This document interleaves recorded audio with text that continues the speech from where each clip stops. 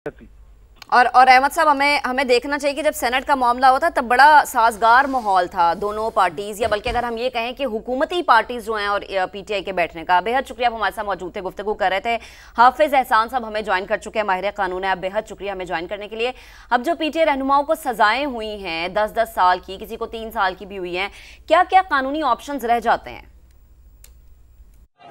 इसकी दो तरह की सजाएं इसके अंदर हुई हैं। एक वो है कि जो इस सारे प्रोसेस के अंदर जिन्होंने हिस्सा लिया, और जिस तरह मैसिव स्केल के अंदर अगर फैसलाबाद की हद तक देखा जाए तो यहाँ के ऊपर जो पुलिस स्टेशन था उसको अटैक किया गया, और उसके बाद आईएसआई का जो ऑफिस है सिविल लाइंस के अंदर उसके अंदर अटैक किया गया। तो ये सारी चीजें एक कोऑर्डिनेटेड, प्लान, प्रोवोकेटेड, और उसके पीछे एक कॉन्स्पिरेसी और एक पूरा एक मैकेनिज्म था कि जिसके अंदर ना सिर्फ फैसलाबाद बल्कि पूरे मुल्क के अंदर जो है एक सर्टेन टाइम के अंदर जो था तकरीबन 12, साढ़े 12, 1 से लेके आपको ये 5, साढ़े 5, 6 बजे तक की एक्टिविटी नजर आएगी, जिसके अंदर कोर कमांडर लाहौर का घर भी आया, उसके बाद आपका मियाँ वाली के एयर बेसिस भी आई, रेडियो स्टेशन पेशावर भी आया, मर्दान का आपको इंसिडेंट नजर आया, जीएचक्यूज के अंदर आया, और उसके बाद जो है फैसलाबाद के अंदर ये आए।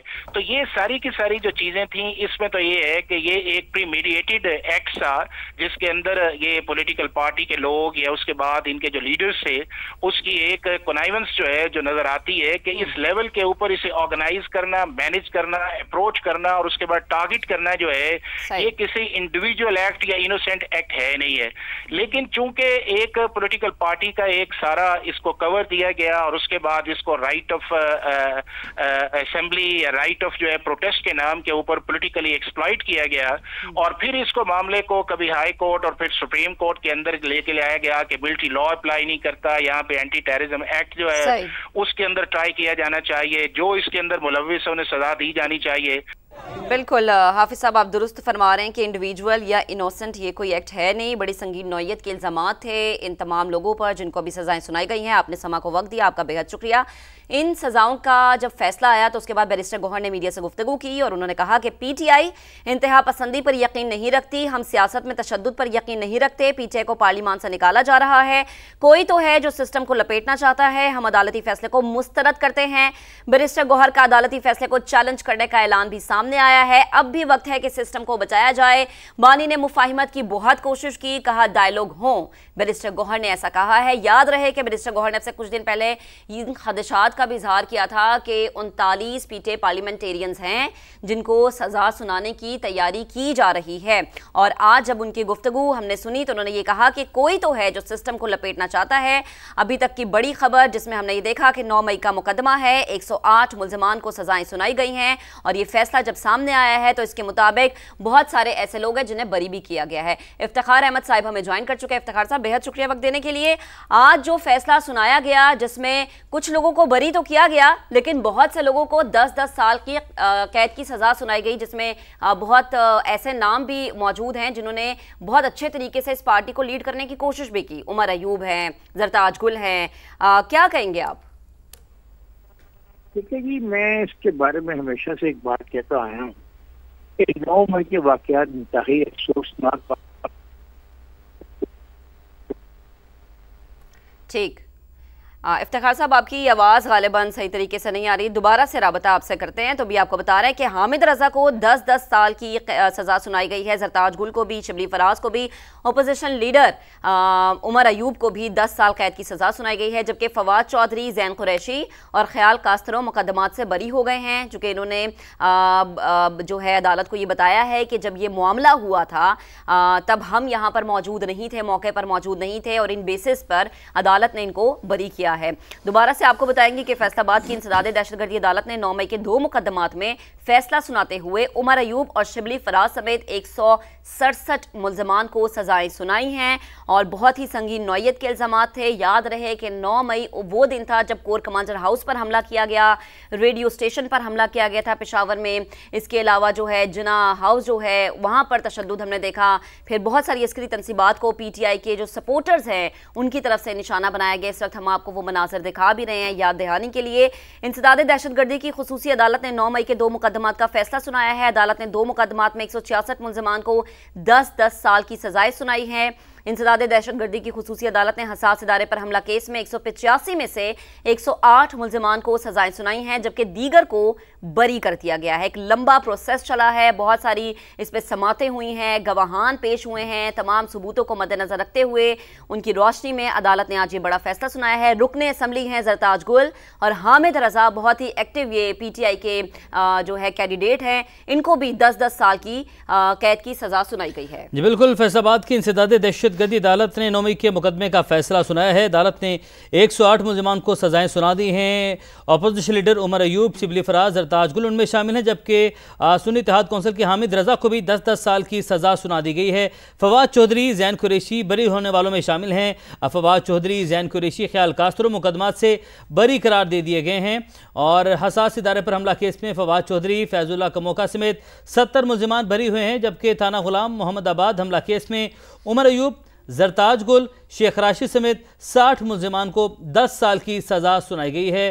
थाना गुलाम मोहम्मदाबाद हमला केस में जैन कुरैशी, फवाद चौधरी, ख्याल कास्त्रो समेत 7 मुल्जिमान बरी हो चुके हैं, जबकि थाना गुलाम मोहम्मदाबाद हमला केस में ही 3 कम उम्र लड़कों को भी 10 साल की सज़ा सुनाई गई है।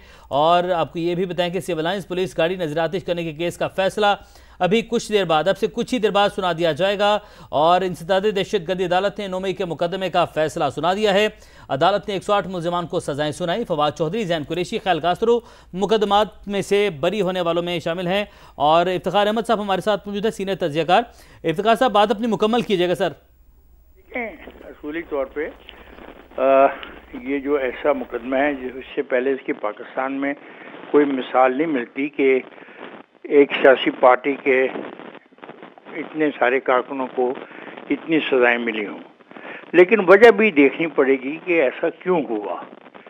क्या कभी किसी सियासी पार्टी ने वो हरकत की जो इनसे मंसूब की जा रही है कि इन्होंने एक ख़ास इदारे के दफातर पे हमला किया, छावनियों पे हमला किया, हेडक्वार्टर पे हमला किया, शोहदा की जो यादगारें बनाई होती है उनको तोड़ा। ये वाक़या माजी में कभी भी नहीं हुआ जब से पाकिस्तान बना। तो इन सज़ाओं को इस हवाले से देखना चाहिए। दूसरी बात, मैं ये बहुत वाज़ेह तौर पे कहता हूँ और ये मैं कहता आया हूँ कि प्रोसिक्यूशन को साबित करना होगा कि ये लोग जिनको सज़ाएं दे रहे हैं ये सज़ाओं के मुस्तहिक़ थे। अब आप मुझे खुद बता रहे हैं कि 77 लोगों को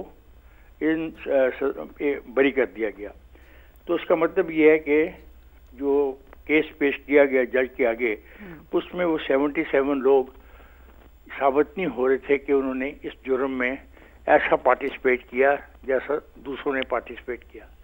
लेकिन इसमें एक सुकम मैं देखता हूँ, और शायद वो हमारी समाजी ढांचे का सुकम है कि एक आदमी को 3 साल सजा हुई है क्योंकि वो उसका तल्लक समाजी तौर पे बहुत गहरा बताया जाता है, और दूसरों को उससे ज़्यादा सजा हुई है। ये भी हमें देखना होगा। साफ ज़ाहिर है कि इनको अपीलों का हक है और इनको अपीलें की करेंगे, और ये तासर देना कि ये जाके किसी और जगह पे अपीलें होंगी, नहीं, इनकी अपीलें पंजाब के ही अंदर होंगी क्योंकि इनको सजाएं पंजाब के टेररिस्ट कोर्ट ने दी हैं सजाएं, तो फिर अपील भी इनकी यहीं पे सुनी जाएगी। एक क्राइसिस जो बहुत बड़ा गहरा पैदा हो सकता है, अब पता नहीं उसका क्या होता भी है या नहीं होता, वो है खैबर पख्तूनख्वा में। अगर खैबर पख्तूनख्वा के चीफ मिनिस्टर को सजा होगी है तो वो फिर डिस्क्वालीफाई हो जाता है, तो वो रह नहीं सकता बतौर चीफ मिनिस्टर एक सूबे का। लेकिन वहाँ पे उनकी इतनी भारी अक्सरियत है कि वो चाहें तो शाम तक एक नया चीफ मिनिस्टर मुंतखब कर सकते हैं। ये है अब तक की मेरी ऑब्जर्वेशन या मेरी जो मैं समझा हूँ सारे मामले से। अच्छा इफ्तिखार साहब, वो जिन शख्सियत का हम जिक्र कर रहे हैं ना जिन्हें सिर्फ 3 साल की सजा हुई है, उन्होंने अदालत में तो ये बयान और एविडेंस पेश किया कि जी मैं एक मखसूस मकाम तक गया और जो हमला था मेरा काफिला और मैं उसमें शामिल ही नहीं हुए, जिसको मद्देनजर रखते हुए 3 साल की उन्हें सजा दी गई है। एक और मेरा सवाल है वो ये कि अभी बैरिस्टर गौहर जब गुफ्तगू कर रहे थे तो उन्होंने कहा कि सिस्टम को लपेटने की कोशिश की जा रही है किसी एक जानिब से, और हम तो हमेशा यही चाहते हैं कि डायलॉग हों, मुज़ाकरात हों, लेकिन हमें ये भी याद होगा कि अलीमा खान के बयान के मुताबिक 5 अगस्त को तहरीक का ऐलान किया गया था और उन्होंने कहा कि अब मुज़ाकरात के दरवाजे बंद हो गए हैं। ये जब भी सजाएं होती हैं पीटीआई को, ये हमेशा मुज़ाकरात की बात सामने आ जाती है। अभी भी माहौल है कि मुज़ाकरात वाला, या वाकई अब दरवाजे बंद हो चुके हैं? सुप्रीम कोर्ट ऑफ पाकिस्तान की एक हदायत थी कि इस मुकदमे को इतनी तारीखों में मुकम्मल करो। तो ये तो नहीं है कि इन्होंने 5 अगस्त की तारीख दी और सजाएं शुरू हो गई, ऐसा नहीं है। ये तासर बिल्कुल गलत है और अफसोसनाक तासर ये दे रहे हैं। सुप्रीम कोर्ट ऑफ पाकिस्तान ने एक डिसीजन किया था कि एक केस 2 साल से जो चल रहा है अब इसका फैसला हो जाना चाहिए। तो ये जो फैसला करने का टाइम का तयन है, ये सुप्रीम कोर्ट ऑफ पाकिस्तान ने किया। इसका अलीमा खान के बयान से यहाँ जेल के बाहर खड़े होकर बयानबाजी से कोई ताल्लुक नहीं है। और एक बात जो और हमें समझनी चाहिए कि कौन कहता है कि इनसे सुलह नहीं होनी चाहिए? कौन कहता है कि पाकिस्तान के अंदर? इफ्तिखार साहब, कथा कलामी की माजरत, एक अहम खबर